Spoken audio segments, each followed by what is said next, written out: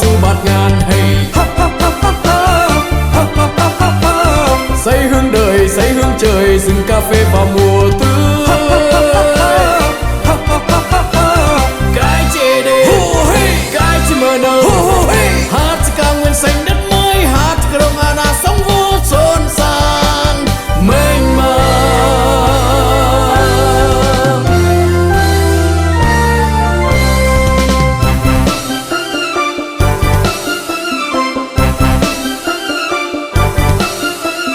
Cô ngút ngàn dưới nắng vàng bay vơi đi từng đàn hey.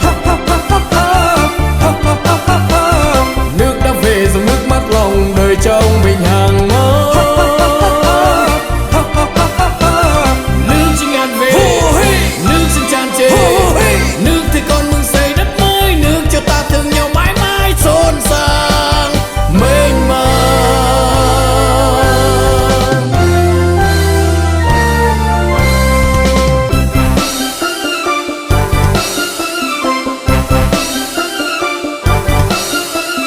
Nghe lưng trời xuân đang về, rừng cao su bạt ngàn hey.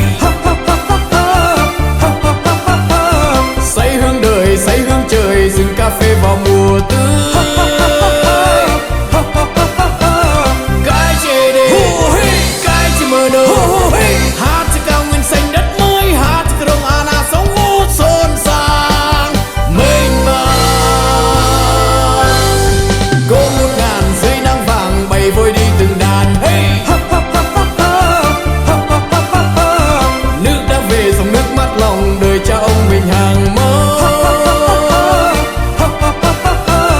Nước chỉ ngàn về, nước xin tràn trề, nước thì con mừng xây đất mới, nước cho ta thương nhau mãi mãi xôn xang mênh mang, xôn xang mênh mang.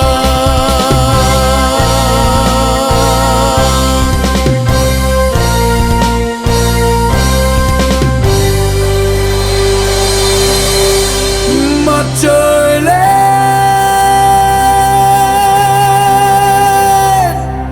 trên cao nguyên bao la,